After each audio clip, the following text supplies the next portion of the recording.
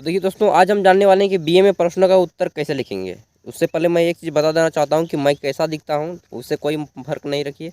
बस ये एक चीज़ याद रखिए कि मेरे शब्द आपके काम के होने चाहिए, नहीं तो कोई काम का नहीं है वीडियो, ठीक।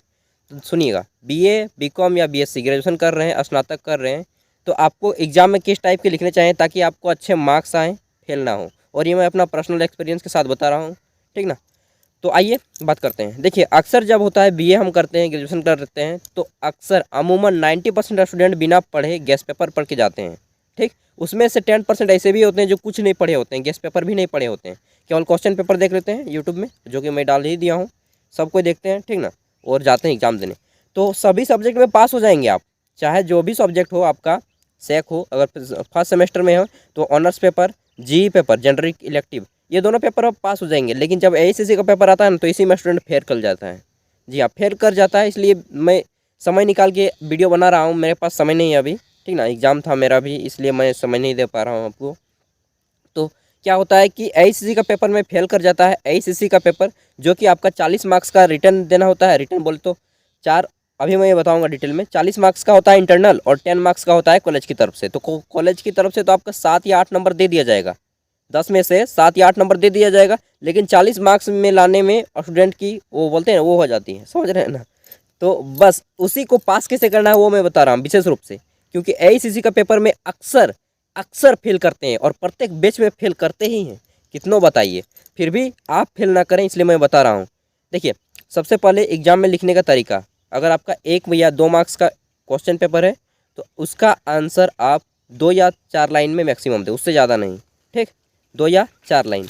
नेक्स्ट आपका अगर 4 या 5 मार्क्स का एग्जाम में आता है क्वेश्चन, 4 या 5 मार्क्स का, तब आपको 1 पेज लिखना है, उससे ज़्यादा नहीं। 1 पेज से ज़्यादा लिखना ही नहीं यार। मैं पूरा पेज फुल कर देता था, पूरा पेज फुल, जितना पेज था ना 32, सबको फुल कर दिया था, फिर भी मेरा 72% 68% के एबव नहीं गया है, इसलिए मैं बता रहा हूँ, ठीक ना। तो 5 मार्क्स का 1 पेज लिखिए, लेकिन आपका जो राइटिंग है वह एकदम सुंदर दिखना चाहिए। नेक्स्ट है आपका 10 मार्क्स के प्रश्नों का उत्तर आप 2 पेज में लिखें, जो उससे ज़्यादा लिखना ही नहीं है, लिखना ही नहीं है। कितना लिख लीजिए, आपको नंबर नहीं मिलेगा। बस आपके शब्द अच्छे होने चाहिए और सुंदर अच्छा होना चाहिए राइटिंग, तभी आपको नंबर मिलेंगे।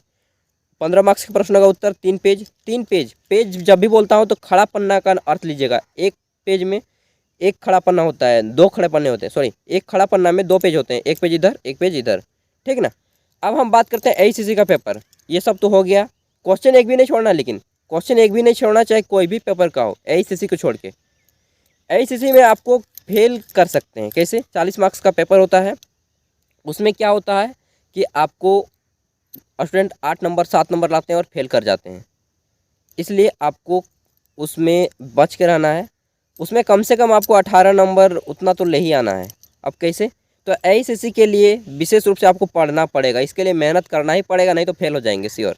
कोई इसमें पाबंदी नहीं चलेगा, कोई आपका मदद नहीं करेगा, लिखने का स्किल भी मदद नहीं करेगा, क्योंकि उसमें आपको 40 क्वेश्चन दिए जाते हैं और वहाँ पे OMR सेट दिया जाता है, जिसे ऑप्टिकल मार्क रीडर कहा जाता है, ठीक ना। OMR सेट दिया जाता है, उसमें 4 में से 1 को फिल करना होता है, सही को। नेगेटिव मार्किंग नहीं होता है आपका, आप 40 में 40 टिक कर दीजिए, एक भी क्वेश्चन छोड़ना नहीं है एआईसीसी में। एआईसीसी में एक भी क्वेश्चन नहीं छोड़ना है, 40 का 40 टिक लगाना है, ठीक, चाहे आपको आए या ना आए, क्योंकि नेगेटिव मार्किंग नहीं होता है। नेगेटिव मार्किंग मतलब कि अगर आप गलत उत्तर करते हैं तब आपको अंक नहीं काटते हैं उसमें, ठीक ना। गलत रॉन्ग आंसर करते हैं तो आपके लिए उसके अंक नहीं कटते हैं, जो कि गवर्नमेंट सर्विस वगैरह में होता है, गवर्नमेंट जॉब में होता है, उसमें नहीं होता है इस तरह का।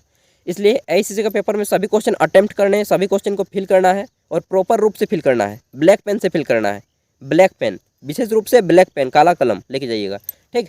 और एआईसीसी के पेपर के लिए आपको पढ़ लेना है। क्या क्या पढ़ना है, एकदम पढ़ना ही है, चाहे आप समय है और या नहीं है, पढ़ना पड़ेगा उसमें, उसमें कोई दो मत नहीं है। विशेष रूप से मैं बोल रहा हूँ, इसमें आपको इन्वायरमेंटल स्टडी पढ़ना पड़ेगा, यानी कि पर्यावरण अध्ययन से संबंधित पढ़ लीजिए पूरा। उसके बाद थोड़ा बहुत जो हम बीमार क्यों होते हैं वैसे फैक्ट्स होते हैं ना, बस उस टाइप के पढ़ लीजिए। 1-2 बायोलॉजी के चैप्टर पढ़ लीजिए जो ऐसे हैं जिससे कि मानव जीवन से रिलेटेड करते हैं, और विशेष रूप से पर्यावरण अध्ययन। ये 2 चीज़ पढ़ लेने से आपका सिलेबस कवर हो जाता है। और मैंने सभी के तो क्वेश्चन पेपर जितने भी नोट्स होते हैं वो सभी प्रोवाइड करा ही दिए हैं, और हो सकता है अगर समय मिला तो मैं फिर से आपके लिए क्वेश्चन लेकर आऊँगा। तो इस वीडियो में इतना ही। आपको सब्सक्राइब करने का मन करता है तो करें, ना करने का मन करता है नहीं करें, लाइक करने का मन करता है करें, नहीं करने का मन करता है नहीं करें। Thank you. जो मुझे सूचना देनी थी वो मैंने दे दिया। ACC का पेपर में बच के ज़रा पढ़ के जाइएगा, नहीं तो फेल कर जाइएगा। और यही हाल ACC के बाद सेक में होता है। जब आप सेमेस्टर 3 और 4 में जाएंगे तब आपका ACC का पेपर सेक में चेंज हो जाएगा, ठीक ना। तो यही हाल सेक में होता है। सेक में भी बच्चे फेल करते हैं। मेरे बैच के दिग्गज से दिग्गज लड़के फेल कर जाते थे क्योंकि पढ़ते नहीं थे। तो समझ रहे हैं ना।